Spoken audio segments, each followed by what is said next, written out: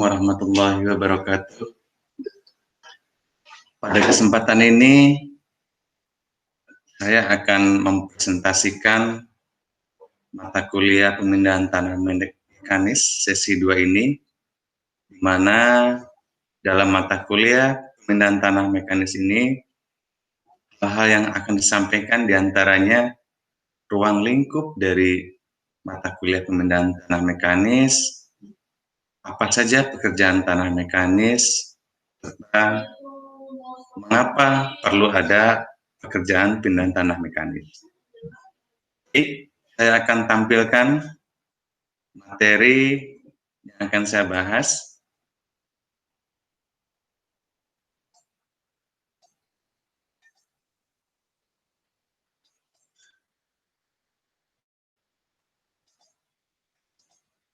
Oke, ruang lingkup pemindahan tanah mekanis ini terdiri dari deskripsinya, antaranya adalah mengetahui kegiatan pemindahan tanah dan lainnya secara mekanis, mengetahui proyek-proyek yang ada pemindahan tanah atau lainnya, mengetahui volume tanah yang harus dipindahkan, mengetahui peralatan pemindahan tanah dan lainnya, mengetahui cara kerja peralatan mekanis, menghitung biaya pemindahan tanah, optimalisasi penggunaan alat, mengetahui biaya alat, dan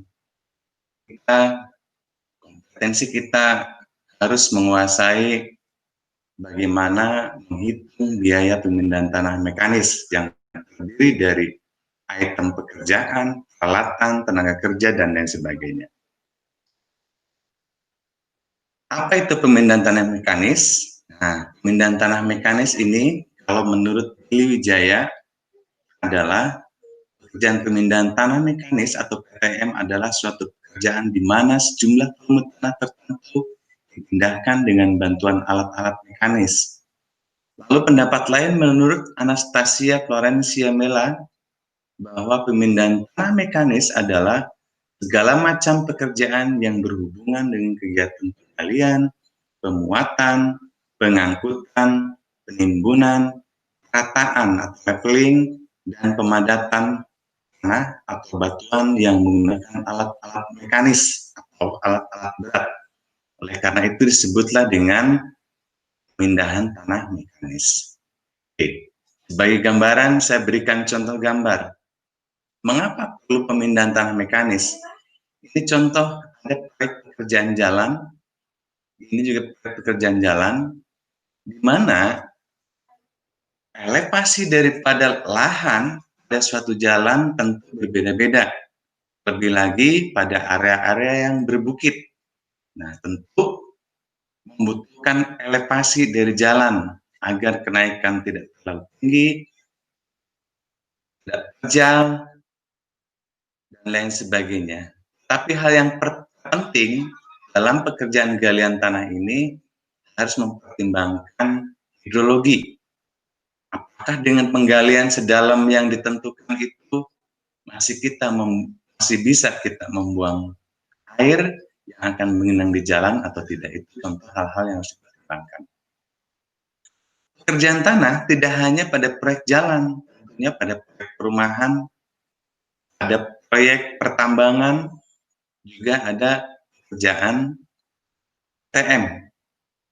Contoh di dalam proyek perumahan,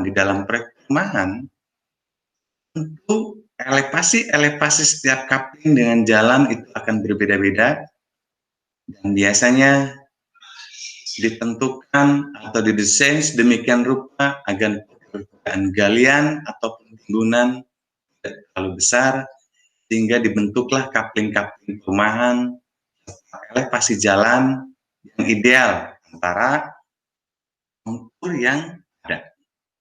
Namun tentunya dengan menentukan elevasi-elevasi tersebut, maka di sana ada yang namanya pekerjaan tanah, atau bisa disebut dengan pekerjaan pemindahan tanah mekanis atau PTM. Baik merupakan pekerjaan urugan ataupun pembuangan atau pengangkutan atau hanya cut and fill. Nah, itu tentu ada pekerjaan PTM. Bukan hanya di proyek perumahan, di antaranya juga pekerjaan PTM itu ada di pertanian, membuka lahan pertanian, atau juga di pertambangan untuk membuka akses jalan ke pertambangan, ataupun sekaligus pekerjaan pertambangan itu sendiri. Oke, lanjut. Kemudian apa sih dasar pertimbangan untuk melakukan pekerjaan PTM atau pemindahan tanah mekanis? Di antaranya adalah dasar pertimbangannya adalah karena kenapa membutuhkan pekerjaan PTM, karena ada kebutuhan elevasi, efisiensi biaya, mutu dan waktu, memilih mutu tanah yang terbaik, adanya pekerjaan saluran air dan semacamnya, serta keadaan hidrologi. Nah, ini dasar pertimbangan kenapa ada pekerjaan PTM. Oke. PTM ada di proyek-proyek, seperti contoh, ada proyek konstruksi sipil, ada proyek jalan, proyek drainase, bendungan, proyek irigasi, landasan udara, dan lain-lain. Contoh lagi, proyek PTM ada proyek konstruksi bangunan, proyek hotelan atau sejenisnya, proyek perindustrian, proyek pertokohan, proyek perumahan, proyek sekolahan, dan lain-lain. Nah, tentu setiap proyek biasanya ditentukan elevasi lahannya, dan untuk menentukan elevasi lahan tersebut, maka disebut dengan pekerjaan tanah atau pemindahan tanah mekanis.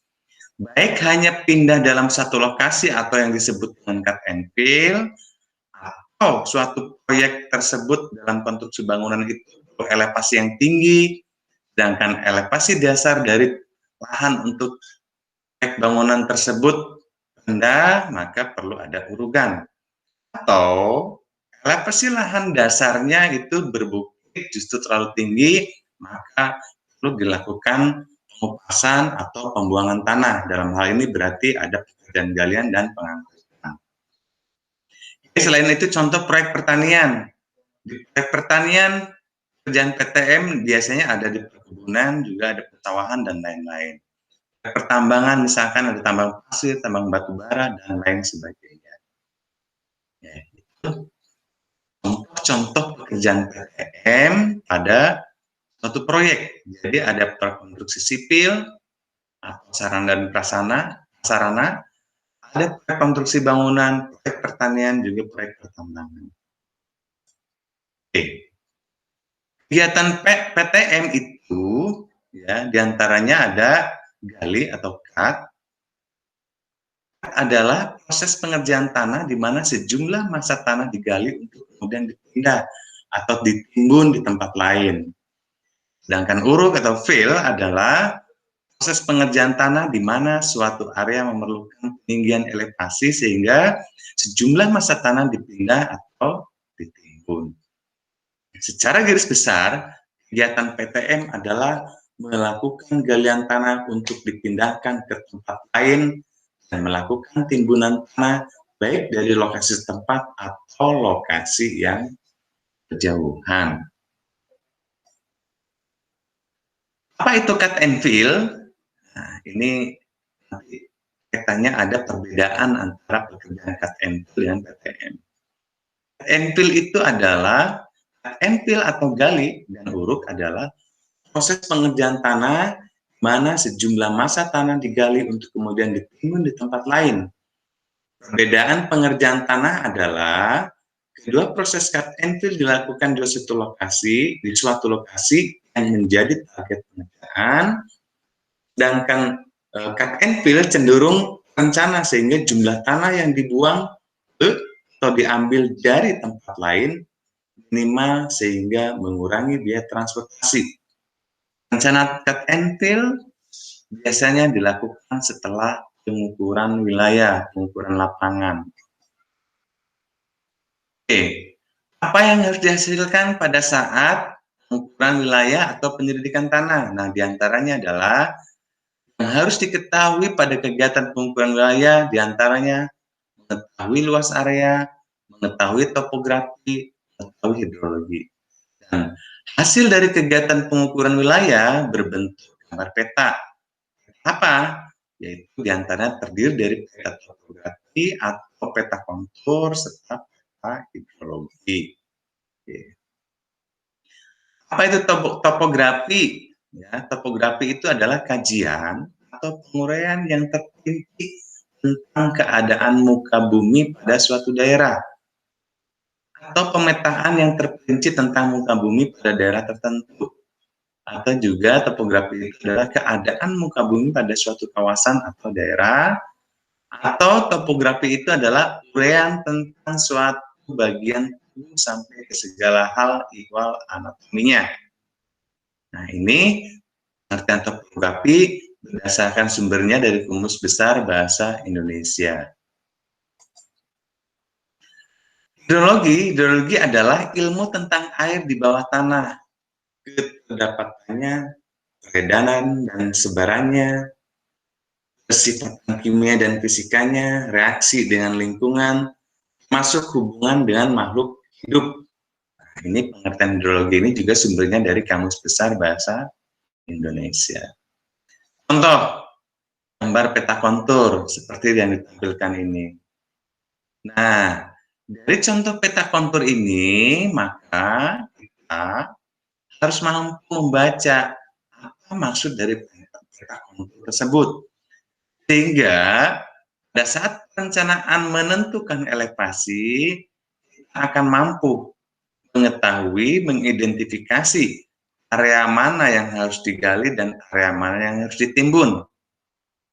Nah, setelah kita mengetahui hal itu, maka kita harus mampu mengidentifikasi berapa volume yang digali dan berapa volume yang ditimbun. Nah, ini menjadi hal penting untuk mengetahui peta kontur, karena kalau tidak paham peta kontur, maka kita tidak akan mampu mengidentifikasi pekerjaan tanah secara baik. Mana yang harus digali, berapa volumenya, mana yang harus diuruk, berapa volumenya, kita tidak akan memahaminya kalau kita tidak memahami peta kontur. Contoh gambar ini adalah yang bagian atas gambar ini adalah sebuah denahnya, kemudian ini adalah penampangnya atau tampaknya. Nah, sehingga dari gambar tampak lihat elevasi seperti inilah bentuk dari kontur tanah denah di atas. Lihat dari potongan A ke B. Nah, ini yang lebih lanjut akan kita pelajari pada mata kuliah ini. Setelah kita mampu mengidentifikasi, membaca peta kontur, mengidentifikasi pekerjaan tanah, baik galian, urugan, atau perataan, atau pemadatan, maka selanjutnya kita akan menentukan alat apa yang digunakan. Setelah kita mengetahui alat-alat yang digunakan, selanjutnya kita harus mampu mengestimasi biaya produksi atau produktivitas alatnya. Berapa kapasitas produktivitas alat tersebut untuk menggali atau menguruk atau memadatkan. Nah, maka selanjutnya akan kita bahas lebih lanjut pada materi-materi selanjutnya tentang alat-alat berat serta produktivitasnya. Selain itu juga kita akan mempelajari akibat adanya pekerjaan galian, urugan, dan lain sebagainya, maka sifat-sifat tanah akan berubah, akan mulai pengembangan maupun penyusutan. Nah, kita perlu tahu juga berapa pengembangannya. Nah, nanti akan kita bahas lebih lanjut. Pengembangan dan penyusutan kita akan bahas lebih lanjut. Karena setiap jenis tanah mempunyai faktor susut atau faktor kembang yang berbeda-beda. Oke.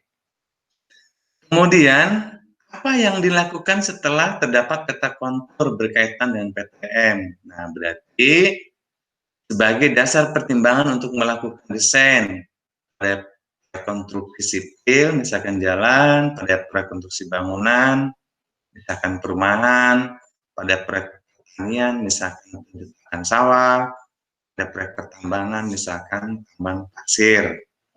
Nah, ini adalah sebagai dasar setelah dilakukan setelah kita mengetahui peta kontur untuk dasar kita membuat desain, mau seperti apa elevasi yang akan kita tentukan. Apa dasar pertimbangannya dalam mendesain? Ya berarti Bagaimana caranya agar pekerjaan PTN ini tidak boros biaya? Berarti elevasinya harus seperti apa, dengan tentunya tidak dengan tentunya harus tetap mempertimbangkan estetika akibat kontur itu sendiri. Ada kalanya konturnya berbukit-bukit kemudian dibuat elevasi sedemikian rupa, justru akan terlihat bagus sebuah kontur tersebut dengan sedikit pekerjaan tanah. Ketimbang sebuah perbukitan kemudian diratakan, nah itu tentu biaya pekerjaan tanahnya akan tinggi. Itulah dasar-dasar pertimbangan dalam menentukan desain. Dasar menentukan elevasi dari desain itu yaitu dari mana dasarnya? Yaitu dari adanya peta kontur. Peta kontur itu didapat dari mana? Ketika kita melakukan survei dan melakukan pengukuran lapangan. Kemudian selain hal tadi yang dapat diketahui dari peta kontur berkaitan dengan PTM adalah mencermati gambar peta untuk mengetahui luas tanah, elevasi tanah, lumut tanah yang harus digali, lumut tanah yang harus diuruk, dan lain sebagainya. Nah, itulah secara garis besar materi sesi kedua pada mata kuliah PTN ini. Ya, inilah hal-hal penting yang selanjutnya akan kita dalam bagaimana cara kita membaca peta kontur, bagaimana cara mengidentifikasi pekerjaan tanah, bagaimana cara menentukan alat yang digunakan, bagaimana cara menghitung produktivitas alat, kemudian berapa biaya pekerjaan tanah, misalkan pekerjaan galian maka berapa biaya galian, jika pekerjaan urugan maka berapa biaya urugan, jika pemadatan berarti berapa per meter persegi biaya pemadatan, jika land clearing atau pembersihan lahan maka nanti kita harus mampu mengidentifikasi berapa biaya pembersihan lahan. Oke, saya rasa itu saja sesi kedua pada mata kuliah pemindahan tanah mekanis ini. Kurang lebihnya mohon dimaafkan. Wabillahi taufiq wal hidayah. Wassalamualaikum warahmatullahi wabarakatuh.